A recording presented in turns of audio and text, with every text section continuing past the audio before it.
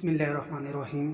तो हज़रत मुफ्ती मौलाना शुएब साहब हमारे जो स्टूडियो में तशरीफ़ ला चुके हैं, मैं सबसे पहले इनका तहे दिल से शुक्रिया अदा करता हूँ कि इतनी कीमती वक्त निकाल कर हमें टाइम दिया। आज उस हवाले से बात करेंगे, बार रबी अव्वल के हवाले से, कि बार रबी अव्वल जो लोग खुशी मनाते हैं और कुछ लोग हैं वो गम मनाते हैं, क्या इसके हवाले से भी बताएंगे। और इसके साथ बार रबी अव्वल के पूरी तफसील के साथ आप उनके सामने हाज़िर हैं। बिस्मिल्लाहिर्रहमानिर्रहीम। सबसे पहले तो मैं तमाम इज़हारुल्लाह साहब का शुक्रिया अदा करता हूँ कि उन्होंने मुझे अपने स्टूडियो में बुलाया और बहुत से मारूज़ात पेश करने के लिए उन्होंने मुझे दावत दी। उसके बाद इन्होंने रबीउल अव्वल के हवाले से और हुज़ूर सल्लल्लाहु तआला अलैहि वसल्लम के हवाले से कि उनकी विलादत के मुतालिक क्या तफसील है और उलमा के इसके मुतालिक क्या अक़वाल है।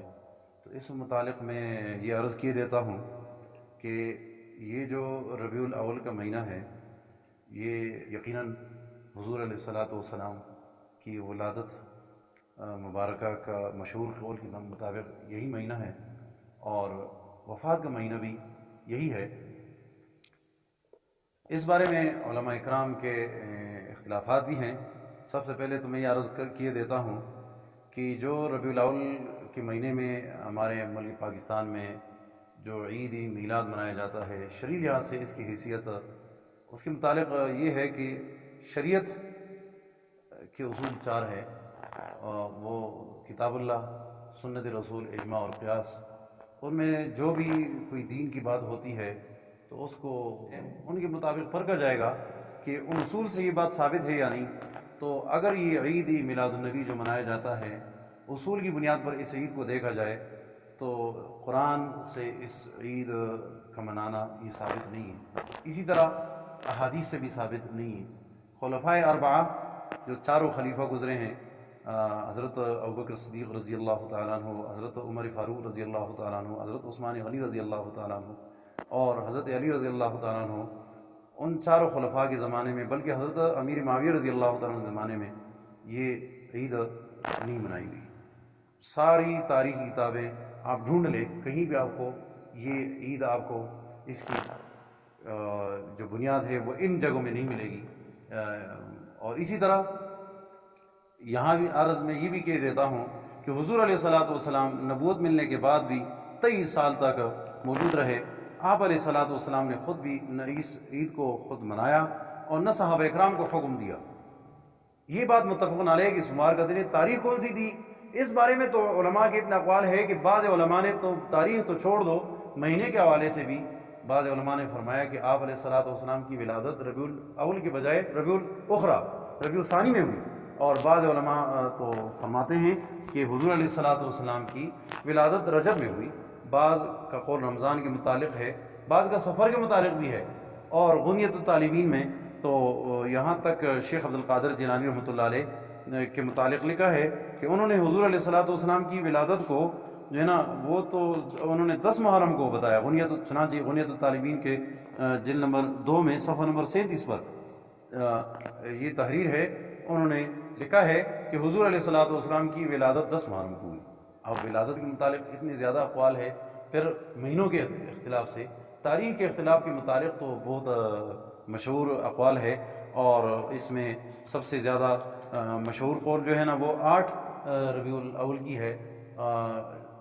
ज़ुरक़ानी के हवाले से मुस्तफ़ा में शेखुल हदीस मौलाना इदरीस कांदेलवी रहमतुल्लाह अलैह ने ये बात लिखी है कि हुज़ूर अलैहिस्सलातु वस्सलाम की विलादत मुबारका 8 रबीउल अव्वल को पीर के दिन हुई।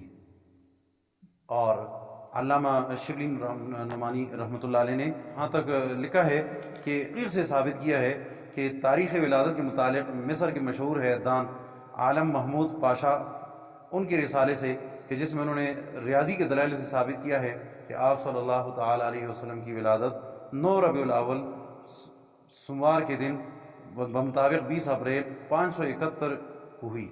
और काजी सलमान मंसूरपुरी रहमतुल्लाह अलैह ने रहमतुल्लाह आलमीन किताब में जिल्द नंबर 1 सफ़ा नंबर 20 पर नबी करीम सल्लल्लाहु तआला अलैहि वसल्लम की विलादत को 9 रबीउल अव्वल करार दिया है।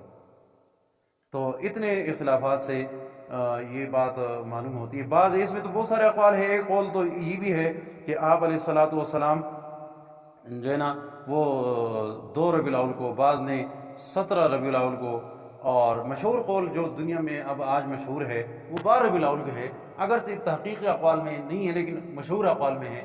تو میں اتنے کہہ دیتا ہوں کہ چلو اگر ہم ان تحقیقی اقوال کو چھوڑ کر کے مشہور قول کو لے بھی لے تو پہلے تو عید منانا، پہلے تو وہ شریعت سے وہ ثابت نہیں ہے۔ شریعت کے ثبوت کے لیے ضروری ہے کہ دین کا وہ کام جس کو ہم ثواب سمجھے، اس پر کوئی اجر ہو، کوئی ثواب ہو، وہ کام ہوتا ہے جس کو حضور علیہ السلام نے کیا ہو، صحابہ نے کیا ہو۔ اور پھر چلو اگر احادیث اور قرآن کی روشنی میں فقہا نے جو 4 امام ہیں ان میں سے کسی نے بھی اس متعلق تحقیق کی ہو اور پھر اس کو مستحب یا مباح یا سنت عمل قرار دیا ہو تو چلو اس پر ثواب ملتا ہے۔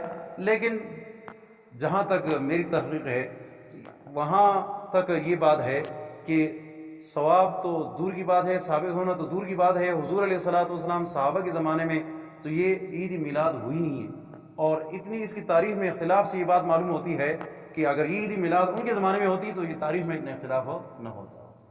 تو یہ دلیل ہے اس بات کی کہ تاریخ میلاد پیدائش کے تاریخ میں جو اختلاف ہے کہ ان کے زمانے میں یہ کام نہیں ہوا۔ البتہ جو 7ویں ہجری میں بعد میں یہ کام شروع ہوا ہے، اور یہ جس نے شروع کیا ہے اس کے متعلق کہتے ہیں کہ سب سے پہلے اس کو موجد ایجاد کرنے والا عراق کے شہر موصل کے رہنے والا ایک عمر بن محمد جو 633 ہجری کو جس کی وفات ہوئی ہے اس نے شروع کیا، اور اس نے اس وقت کے بادشاہ جو عراق کے شہر کے بادشاہ تھے الملک المظفر ابو سعید بن حسن، ان کے خوش کرنے کے لیے اور پھر انہوں نے اپنی بادشاہت کو بچانے کے لیے اس عید میلاد کو منانا شروع کیا 7ویں ہجری میں، یعنی 7 ہجری تک تو یہ عید میلاد تھا ہی نہیں، جس سے یہ بات معلوم ہوتی ہے کہ عید میلاد اس کی ابتدا بعد میں ہوئی، اور جس کام کی ابتدا حضور اور صحابہ کے زمانے کے بعد ہو جائے اس کو ثواب سمجھنا اور اس کو دین کا حصہ سمجھنا یہ میں بدعت سمجھتا ہوں۔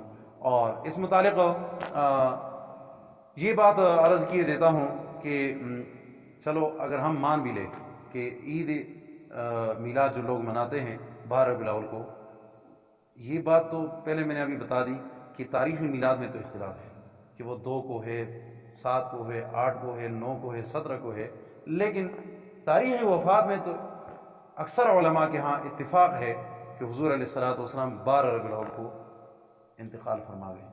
اب جب کسی کی تاریخی وفات اور تاریخی ولادت ایک ہو جائے، پیدائش اور وفات کی تاریخ ایک ہو جائے، تو پہلے تو دین اسلام میں سالگرہ منانا اس کا بھی کوئی ثبوت نہیں، ناجائز ہے۔ اسی طرح برسی منانا بھی دین میں اس کا کوئی اصل نہیں ہے۔ لیکن چلو مان لیتے ہیں کہ اگر کوئی آدمی کسی تاریخ کو پیدا ہو جائے اسی تاریخ کو مر جائے تو کیا لوگ اس کی سالگرہ منائیں گے یا پھر برسی منائیں گے یا پھر کیا کریں گے؟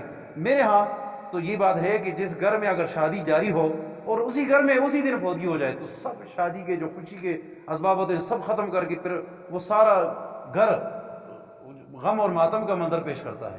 تو میں یہ سمجھتا ہوں کہ چلو اگر مان بھی لیا ہم نے کہ حضور علیہ الصلوۃ والسلام 12 ربیع الاول کو پیدا ہوئے تو یہ بھی ماننا پڑے گا کہ 12 ربیع الاول کو وفات بھی پا گئے، تو کیا جس دن کوئی پیدا ہو جائے اسی دن مر جائے تو پھر اس مرنے والے دن پر اسی دن پیر کا دن ہو 12 ربیع الاول ہو اسی دن پھر ہم خوشی ساری زندگی منائیں گے اور اس پر عید منائیں گے، خوشی کریں گے؟ یہ تو میرے خیال میں ایک الٹی سی بات ہے، جو نہ سمجھ آنے والی بات ہے، جو بالکل عقل کے اندر جانے والی بات ہی نہیں ہے، جو بے عقلوں کی بات ہے۔ بات یہ ہے کہ یہ لوگوں نے اپنے شہرت کے لیے اور اپنے پیٹ کی خاطر ایسی عیدیں منانا شروع کر دی اور عجیب کام شروع کر دی، بدعتیں شروع کر دی۔ میں ان تمام کاموں کے متعلق یہ کہنا چاہتا ہوں کہ یہ بدعتیں ہم مسلمان کم از کم ان سے متاثر نہ ہوں، جو لوگ ایسے کام کرتے ہیں ان سے ہم متاثر نہ ہوں، اور ہم صحابہ اکرام کی زندگی پر، ان کے جو خلافت کے زمانے ان پر ہم نظر ڈالیں اور ان سے ہم یہ بات لے لیں کہ انہوں نے کبھی میلاد نہیں منایا نہ عید منائی، تو ہم بھی انشاءاللہ عید نہیں منائیں گے۔ ہم بلکہ اس دن ہمیں حضور علیہ الصلوۃ والسلام کی آمد کی ہمیں بڑی خوشی ہے۔ کائنات میں اللہ کے بعد جس ہستی کا مقام ہے حضور علیہ الصلوۃ والسلام ہے، اور یقیناً کائنات کا سارے کا سارا کا وجود حضور کی سر ہے۔ حضور علیہ الصلوۃ والسلام ہیں تو کائنات سارا وجود میں آئے۔ حضور نہ ہوتے تو شاید کائنات سارا وجود میں نہ ہوتا. لیکن یہ بات بھی ماننے کی ہے کہ ٹھیک ہے ہمیں خوشی تو ہے، لیکن خوشی منانے کا طریقہ جس کو ہم پھر ثواب بھی سمجھے اور اس کے لیے ہم جو ہے نا جلسے بھی کریں، تقریری بھی کریں، سب کچھ کریں، تو پھر وہ اس وقت ہم کریں کہ جب وہ واقعی ثواب ثابت ہو، قرآن و سنت سے، اجماع سے ثابت ہو، تو پھر ہم اس کو کریں. اگر ان 3 اصول شرع سے ثابت نہ ہو تو پھر اس کام کو کرنا میں اس کو دین نہیں سمجھتا ہوں. میں آپ کا بہت شکریہ ادا کرتا ہوں کہ آپ نے مجھے اس ٹاپک پر بات کرنے کا موقع دیا. اللہ آپ کو اجر دے.